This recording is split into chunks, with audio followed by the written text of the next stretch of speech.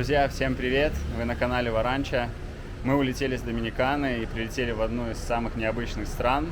Мы сейчас оказались в Колумбии. Буквально 30-40 лет назад эта страна была центром наркотрафика, наркоторговли. Сейчас мы в Медельине. И сегодня у нас первый день. Мы отправляемся на экскурсию по следам Пабло Эскобара. Посмотрим, что вообще в этом городе есть интересного. Покатаемся на фуникулере, канатной дороге. Посмотрим местные достопримечательности. Поехали! This pain you already know. Turn that to gains, let my money show. I've got these things that I can't let go. Watch me turn this life into something that you can never own. I feel this pain you already know. Turn that to gains, let my money show. I've got these things that I can't let go. Watch me turn this life into something that you can never own. So fight and die for the things you know you love.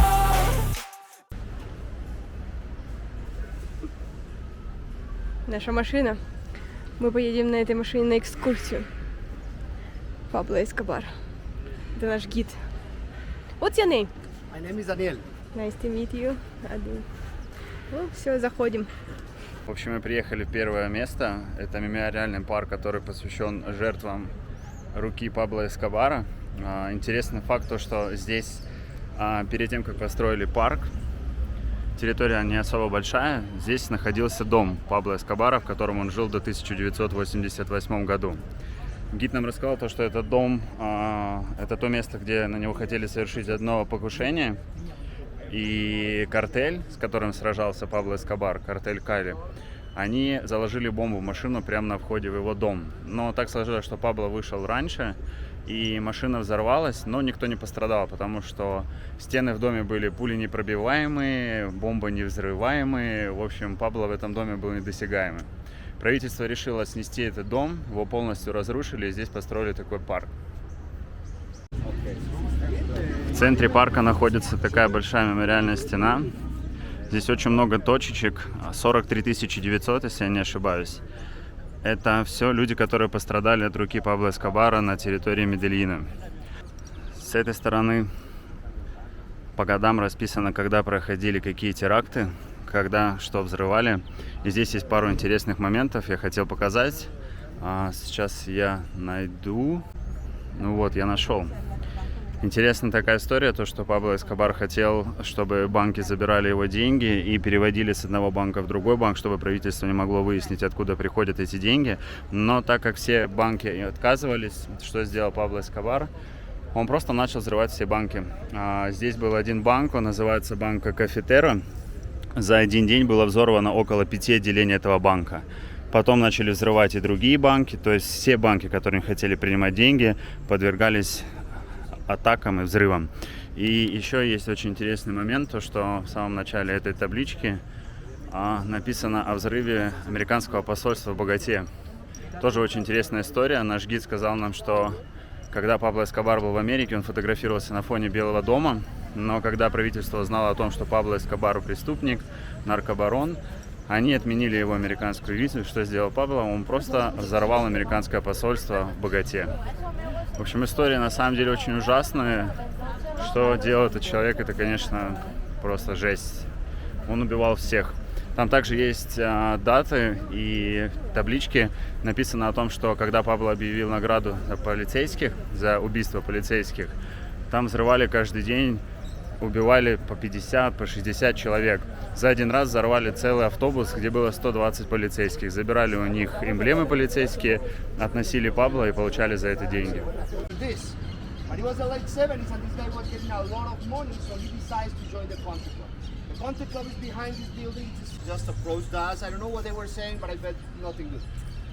Usually they think that we are praising the name of the narcos, that we are saying that he was a hero, he was a good guy. He was not.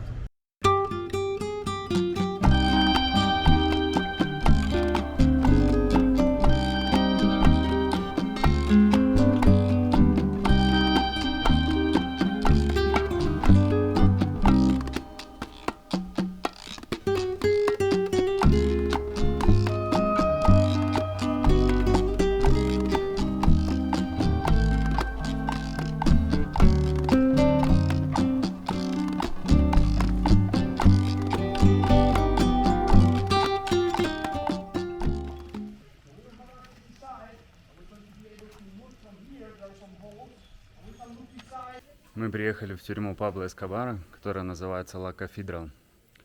Сейчас здесь все уже восстановили заново, оригинального практически ничего не осталось. Сейчас прогуляемся, посмотрим, что да как здесь. Здесь внутри тюрьмы есть даже вертолетная площадка, которой мог пользоваться Пабло Эскобар, в которую прилетали разные звезды, знаменитости, спортсмены, певцы.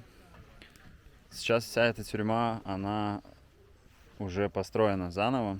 Все было полностью снесено. Вот. Ничего настоящего, в принципе, почти здесь не осталось, кроме этой вертолетной площадки. Природа здесь, конечно, очень крутая. С вертолетной площадки, да и вообще, в принципе, со всей тюрьмы открывается просто крутейший вид на весь Медельин. Интересно то, что вся эта тюрьма была ограждена только с одной стороны, с этой стороны. С противоположной стороны не было никакого забора, никакого ограждения. Почему? Потому что все это было на показ, чисто для правительства, чисто для полиции. Якобы отсюда открывается красивый вид на город, ну из города открывается красивый вид и видно забор. Здесь на входе и выходе в тюрьму есть две вышки, где находилось два полицейских с одной стороны, один с другой стороны. У них не было оружия. Вот самое интересное, что когда Пабло Эскобар отсюда убегал, он просто вместе со своей охраной с оружием вышли, помахали полицейскому и пошли туда, в джунгли. Несколько часов они затерялись, их никто не смог найти. Потому что в эту тюрьму только одна дорога ведет, официальная, по которой могут проехать машины. То есть один въезд и один выезд. И это полностью все контролировалось.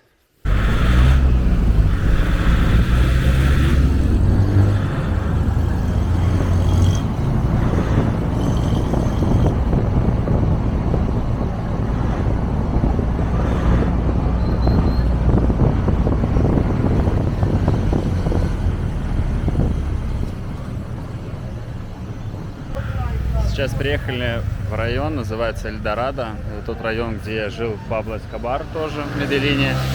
Вот. И в этом районе Пабло построил футбольное поле за свой счет для своего района. Сейчас покажу, как оно выглядит.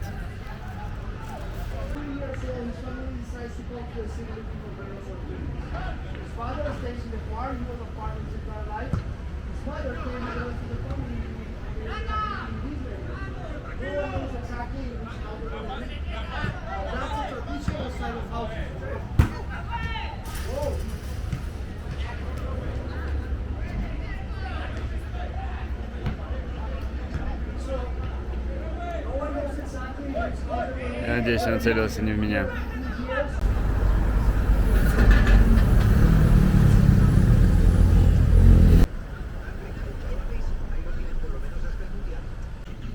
Приехали на нашу последнюю точку в этой экскурсии. Место на самом деле необычное. Мы сейчас на кладбище. Не на простом кладбище, на самом дорогом кладбище в Медельине. Вот. И сейчас мы посмотрим, где похоронен Пабло Эскобар. Интересно то, что Пабло знал, что за его поимку, за его голову назначена высокая награда. Он знал, что его когда-то убьют. И он об этом позаботился заранее, выкупил себе место на самом дорогом кладбище. Есть специальная территория, куда может попасть только члены его семьи, могут попасть. Вот сейчас прогуляемся, посмотрим, что там. The guy that started as a taxi driver, eventually became one of his closest friends, most trusted employees. He was the last one with Pablo. Вот здесь похоронен Пабло Эскобар и вся его семья. И один из его лучших друзей.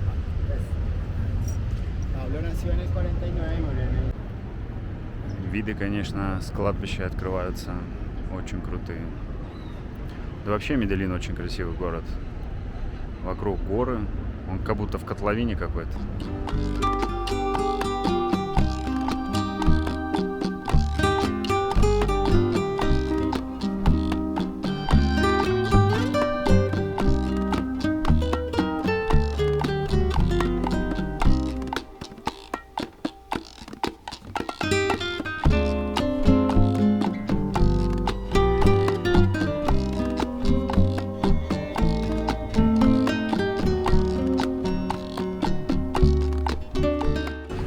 после экскурсии Пабло Эскобара мы решили не терять время зря. Да, кстати, экскурсия Пабло нам очень понравилась, рекомендую.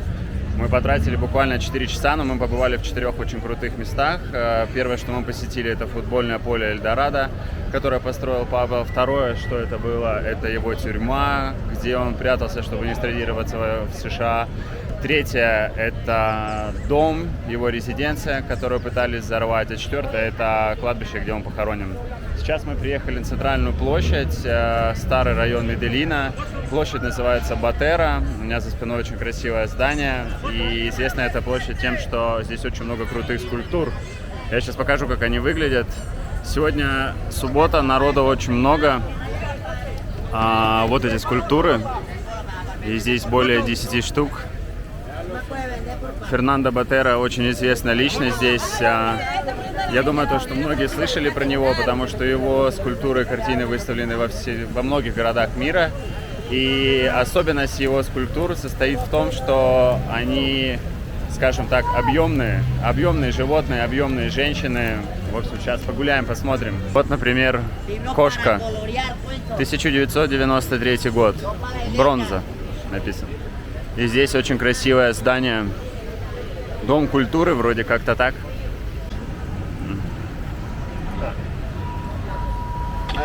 Дай ему 5. Катя фоткается с роботом. Кстати, я еще хотел сказать, что мы должны были жить в этом районе, в историческом центре, но так сложилась судьбой, что мы решили поменять и все-таки поселиться в Пабладо. И я безумно рад этому. Почему? Потому что здесь очень много людей, и здесь, конечно, все не так красиво, как в самом современном районе Медельина. Здесь все местные ходят в основном с рюкзаками, так спереди, как и я, потому что здесь в центральной части очень много карманников. И я обратил внимание, что многие телефоны складывают себе в трусы. То есть в основном люди идут на улице и достают телефон прямо с трусов. Но криминальное прошлое этой страны, этого города никуда не деть, конечно. Все это осталось. Да и, в принципе, карманники – это, наверное, любая проблема больших мегаполисов.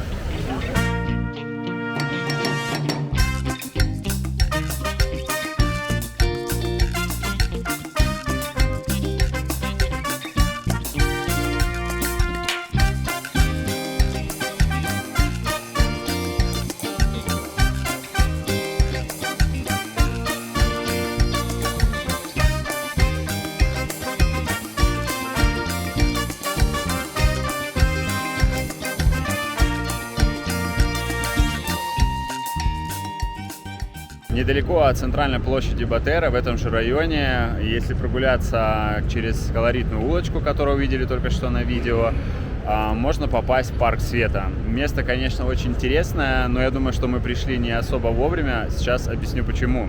Здесь, на территории этой площади, находится 300 осветительных столбов высотой 218 метров каждый. И 270 фонарей, которые зажигаются здесь вечером и светятся всю ночь. Я думаю, что это выглядит здорово, но, к сожалению, мы это увидеть вечером не сможем. Будем любоваться тем, что сейчас есть. И, кстати, как ни странно, в этом парке гораздо меньше людей, чем на центральной площади. Хотя мы шли буквально 5 минут, может, максимум 10.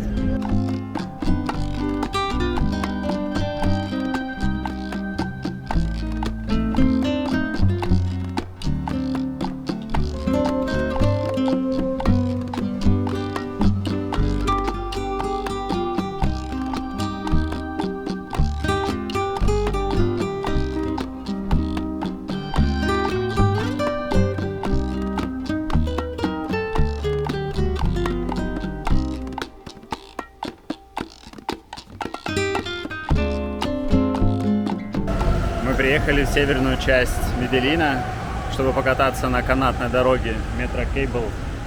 Конечно, здесь уже не так красиво, как в том месте, где мы живем, потому что перед тем, как мы ехали в Медельин, мы начитались очень много страшной информации. И первое время мы даже ничего подобного не замечали, думали, что за глупости. Сейчас мы приехали в северную часть, где уже все выглядит немножко по-другому. Сейчас мы будем на канатке подниматься туда наверх, посмотрим на трущобы Медельина сверху. Это, конечно, не самый страшный район. Ну, в общем, глянем, что нас ждет.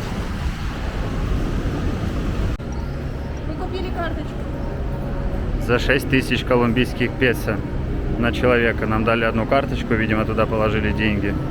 Здесь большая очередь. Опа.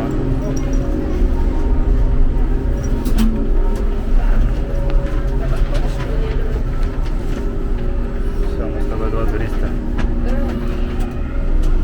В общем, для местных это способ передвижения по городу с центральной части наверх фавелы. А для нас это туристическая развлекаловка. Сейчас посмотрим, какие виды открываются. Но здесь есть отдельная еще канатная дорога, чисто туристическая. Мы, наверное, сейчас тоже на ней прокатимся.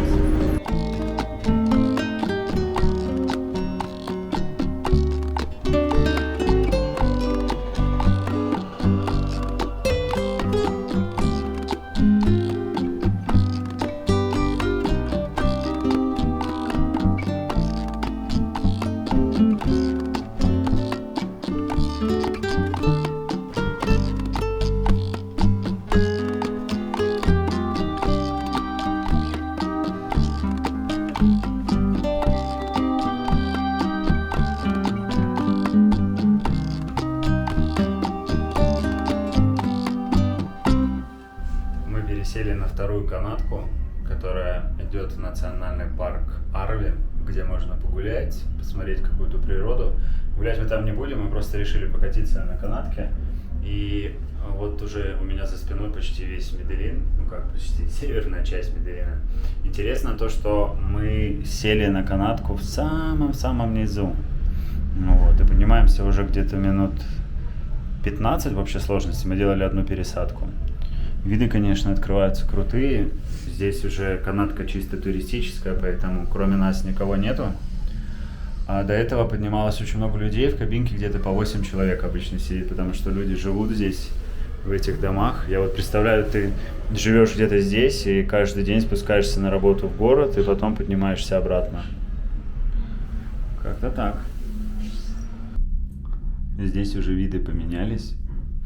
Уже лес. Больше зелени. Там впереди, конечно, тучи. Наверное, даже дождь идет. Надеюсь, мы успеем вернуться обратно. Медельин уже даже не видно. Все, мы приехали уже на самый верх, и здесь начался дождь. Вот. Первое, что я вижу, это цветочки какие-то красивые продают. Сувенирчики. Кафетерии. Ну, я думаю, что мы здесь надолго не задержимся. Сейчас сходим в туалет и поедем дальше. Да, национальный парк очень большой. Мы сейчас приехали сюда. Ехали с той стороны. В общем, все. Мы нагулялись по этому парку, немного прошлись, посмотрели. Это оказалось действительно большой национальный парк. Я думаю, что сюда круто было бы приехать на целый день, побродить, посмотреть, там по лесу погулять, там разные тропинки есть, трекинговые маршруты. Начался сильный дождь, в общем, мы сели в кабинку и будем спускаться вниз. Вообще эти канатные дороги, вот именно там в Медельине, где вот эти фавелы, где живут местные, да, это очень интересно, если учитывать, что это просто как общественный транспорт. Молодцы, что сделали в таком городе, это очень удобно. Вот это, если ехать в парк на канатке, это просто туристическое развлечение.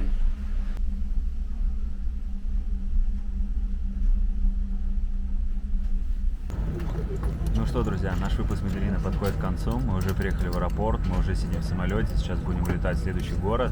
Что я хочу сказать? Обязательно прилетайте в Колумбию, обязательно летите в Медельин, гуляйте по улицам, катайтесь на экскурсии. Здесь есть что посмотреть. Вокруг города крутая природа, везде горы, классные деревья, граффити по городу, очень много достопримечательностей. Что скажешь по поводу безопасности? Здесь абсолютно безопасно, и не читайте интернет, не так все страшно, как там пишут. Мы были приятно удивлены, боялись немножко, честно скажу, лететь сюда, так предвзято относились, но когда прилетели, увидели эту красоту, увидели приятных абсолютно людей и не встретились ни с каким негативом. Смотрите следующие выпуски. В следующем выпуске мы поедем на экскурсию на гору Гуатапе-эль-Пиньоль. Очень интересно, красиво. Подписывайтесь на наш канал, ставьте лайки. Спасибо за просмотры. До скорых встреч.